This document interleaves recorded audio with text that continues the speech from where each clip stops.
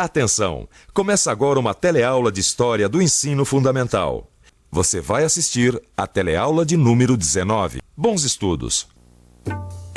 O Brasil Republicano, Raízes da Modernidade, é o título da unidade 3. Nesta unidade, conheceremos como o Brasil viveu a mudança da monarquia para a república, logo depois do fim da escravidão.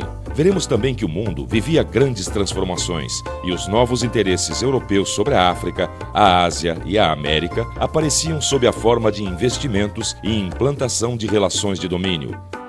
O que os europeus exportavam era um mundo considerado civilizado, moderno e progressista. No entanto, essa modernidade se desenvolvia sob a presença de relações que colocavam as sociedades vistas como atrasadas no lugar de subordinação. Qual era o lugar do Brasil nessas novas relações e como a modernidade se desenvolveu entre nós são algumas das questões que discutiremos nas aulas desta unidade.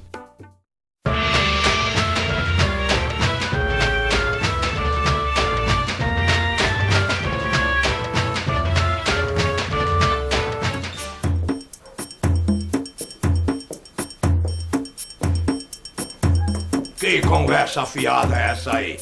Não tá na hora de começar essa aula, não? A gente só estava esperando pelo senhor, coronel. Então vamos, né? A aula está começando. E hoje ela vai ser um pouquinho diferente das outras. Até agora, nós usamos documentos para investigar a história do nosso país. Nesta aula, nós vamos usar outra técnica, a técnica da história oral. Vamos tomar depoimentos, isto é, vamos ouvir o que as pessoas têm para contar. 1, 2, 3, gravando. Como você sabe, meu nome é Maristela. Eu trabalho de dia, estudo à noite, eu não tenho tempo a perder. Eu estou fazendo um trabalho sobre o coronelismo. E para isso, eu vou entrevistar o ator Antônio Petrin, que vai fazer o papel num filme em que o tema é justamente esse assunto. Não é mesmo, coronel? É isso mesmo, senhorzinha. O filme se baseia neste livro de Mário Palmério que se chama Vila dos Confins. E é história de verdade ou é inventada? Não, é uma história inventada, uma ficção, como dizem. Mas ele conta muito bem como funcionavam as coisas no Brasil no começo do século. E qual é o assunto? As eleições na roça. Eu posso ler um trecho? Claro, somos todos ouvidos, não é mesmo? Então vamos lá. João Soares estava com toda razão. A política só se ganha com muito dinheiro, a começar pelo alistamento, que é trabalhoso e caro. Tem que se ir atrás do eleitor, convencê-lo a se alistar e ensinar tudo.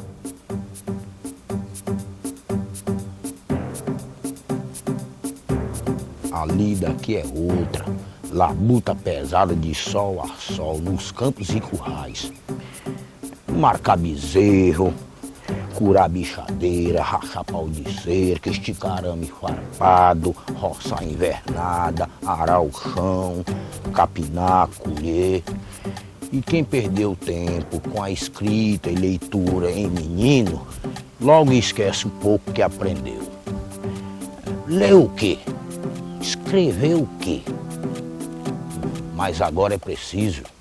A eleição vem aí. E o título de eleitor rende a estima do patrão. A gente vira pessoa. Ô, de casa!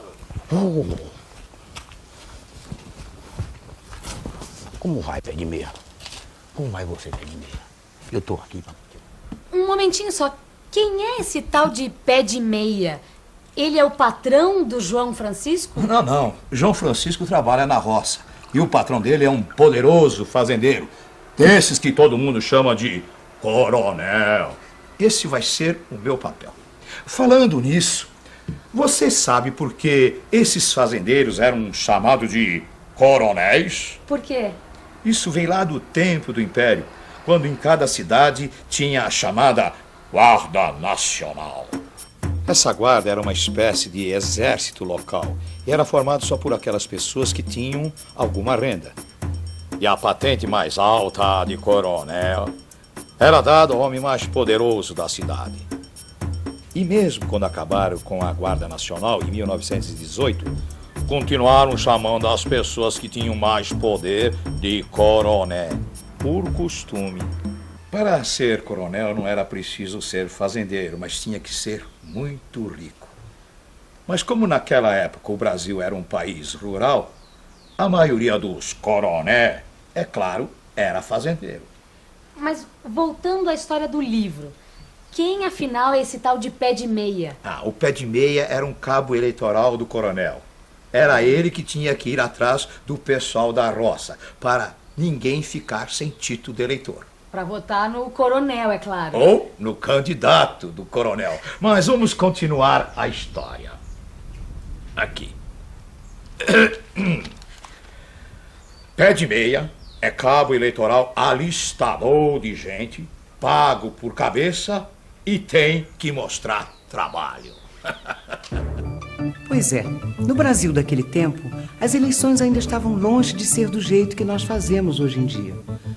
Com todo mundo votando livremente. Mesmo assim, a verdade é que em matéria de eleições, o país progredia. Veja só. No Império, os brasileiros começaram a votar, mas só aqueles que eram mais ricos poderiam ser eleitos. E os escravos não podiam nem mesmo votar. Nas eleições de 1988, todos os cidadãos brasileiros puderam votar. Homens e mulheres, ricos e pobres, pretos, brancos e mulatos, alfabetizados e analfabetos. Um verdadeiro progresso. A gente pode entender a nossa história como uma luta dos brasileiros em favor de eleições cada vez mais livres e mais participativas. E a batalha dos políticos para conquistar os votos dos eleitores também é muito diferente dos tempos do coronelismo. Você se lembra do Pé de Meia, o cabo eleitoral do coronel? Não vai não, Pé de Meia. Descanse um pouco. Não tem pressa. Tão fácil. Já tá todo rascunhado a lápis. É só você ir cobrindo por cima. Mas se o sujeito não sabia escrever direito, para que tanta trabalheira? Você se lembra da aula passada, não é mesmo? A primeira Constituição Republicana de 1891 dizia que para votar tinha que ser do sexo masculino, ter mais de 20 anos e, isso mesmo, ser alfabetizado. É por isso, para provar que sabia ler e escrever, a pessoa tinha que escrever um requerimento do próprio punho. E é isso que o João Francisco está fazendo com a ajudinha do Pé de Meia. Tudo por um título de eleitor. E para agradar o coronel, como disse o João Francisco. Exatamente. Agora, agradar para quê? Ora, porque era o coronel que trazia benefício para a roça. Na sua opinião, o que um político deve fazer pelo seu país? Deve ser honesto, né? Trabalhar bem. Você tem que se preocupar mais com a educação, com a saúde, com a condição de cada pai de família. Eu acho que a primeira coisa que eles deviam fazer era recolher as crianças da rua, sabe? Arrumar um lugar para as crianças de rua.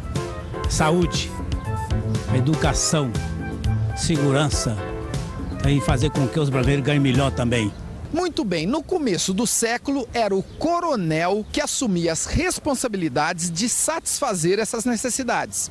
Emprego, acesso à terra, assistência na doença ou na velhice, ajuda no casamento e até nos enterros. Tudo isso ficava por conta do poder do coronel. E ele só era reconhecido como chefe político se conseguisse tornar realidade essas coisas. E para conseguir isso, o coronel tinha que ter cacife político para poder negociar com o governo estadual. Quer dizer, ele precisava... Dos votos do seu eleitorado. Exatamente. O trabalho não é fácil, não, senhor. Leva tempo. Quando o caboclo é ruim de ensino, eu mesmo encho o papel, errando de propósito, para parecer que foi o peão que preencheu. Mas quando o caboclo é jeitoso, como o seu João Francisco, é só dar uma mãozinha que a coisa vai. Uau! Minha vista não presta mais não. É besteira teimar. Dá licença, seu João.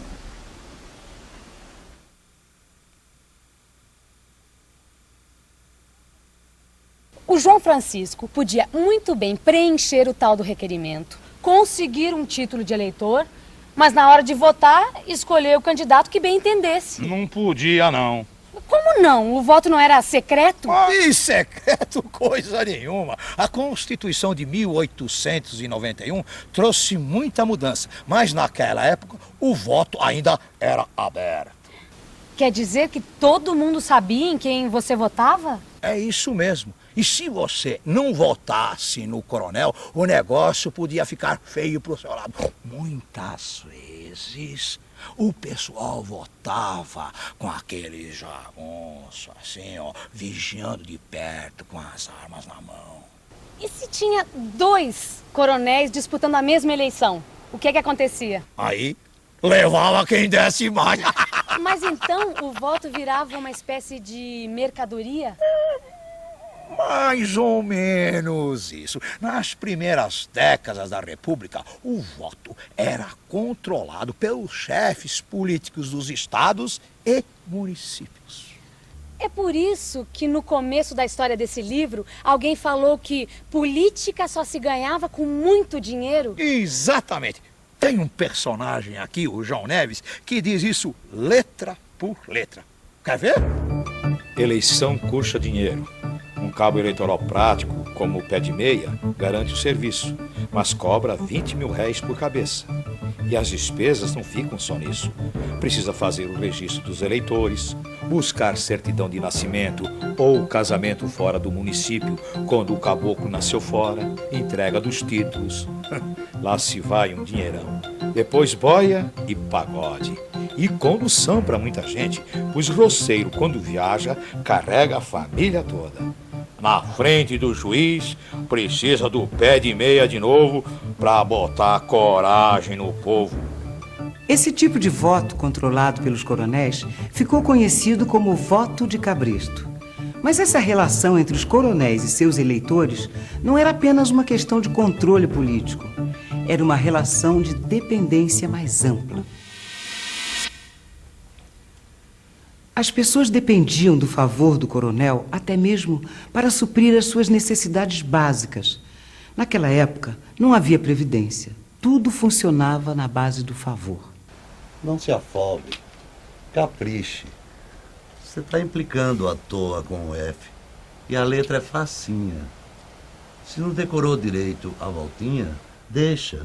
O juiz não repara, não. O coronelismo era a base do sistema político durante a Primeira República. Ele se sustentava nos líderes políticos locais, os coronéis, e suas relações com os eleitores.